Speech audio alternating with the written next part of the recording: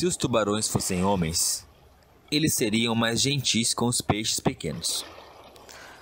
Se os tubarões fossem homens, eles fariam construir resistentes caixas do mar para os peixes pequenos, com todos os tipos de alimentos dentro, tanto vegetais quanto animais.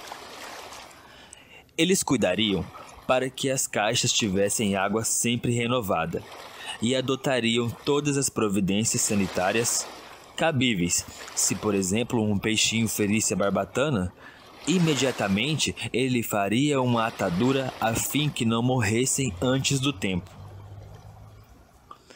Para que os peixinhos não ficassem tristonhos, eles dariam cá uma festa aquática, pois os peixes alegres têm gosto melhor que os tristonhos. Naturalmente, também haveria escolas nas grandes caixas. Nessas aulas, os peixinhos aprenderiam como nadar para a goela dos tubarões. Eles aprenderiam, por exemplo, a usar a geografia, a fim de encontrar os grandes tubarões deitados preguiçosamente por aí. A aula principal seria naturalmente a formação moral dos peixinhos. Eles aprenderiam, por exemplo, a usar a geografia a fim de encontrar os grandes tubarões, deitados preguiçosamente por aí. A aula principal seria naturalmente a formação moral dos peixinhos.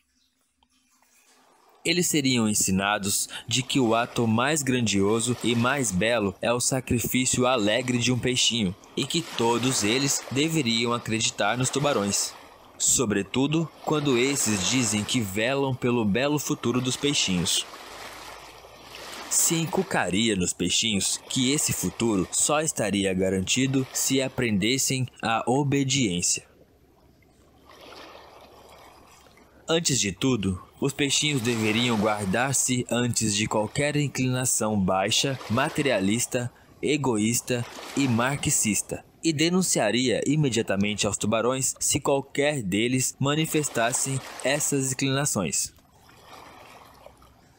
Se os tubarões fossem homens, eles naturalmente fariam guerra entre si a fim de conquistar caixas de peixes e peixinhos estrangeiros. As guerras seriam conduzidas pelos seus próprios peixinhos. Eles ensinariam os peixinhos que entre eles e os peixinhos de outros tubarões existem gigantescas diferenças. Eles anunciariam que os peixinhos são reconhecidamente mudos e calam nas mais diferentes línguas, sendo assim impossível que entendam um ao outro. Cada peixinho que na guerra matasse alguns peixinhos inimigos da outra língua de peixinhos silenciosos seria condecorado com a pequena ordem das algas e receberia o título de herói. Se os tubarões fossem homens, haveria entre eles naturalmente também uma arte. Haveria belos quadros nos quais os dentes dos tubarões seriam pintados em vistosas cores e suas goelas seriam representadas como inocentes parques de recreio, nos quais se poderia brincar magnificamente. Os teatros do fundo do mar mostrariam como os valorosos peixinhos nadam entusiasmados para as goelas dos tubarões. A música seria tão bela que os peixinhos sob seus acordes, a orquestra na frente, entrariam em massa para as goelas dos tubarões, sonhadores e possuídos pelos mais agradáveis pensamentos. Também haveria uma religião ali.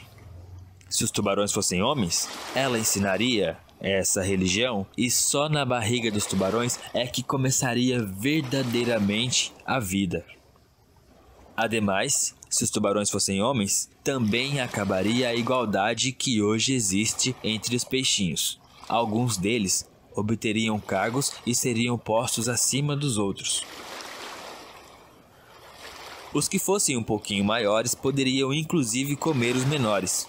Isso só seria agradável aos tubarões, pois eles mesmos obteriam assim mais constantemente maiores bocados para devorar, e os peixinhos maiores, que deteriam os cargos, valeriam pela ordem entre os peixinhos para que estes chegassem a ser professores, oficiais, engenheiros da construção de caixas e assim por diante. Só então haveria civilização no mar, se os tubarões fossem homens.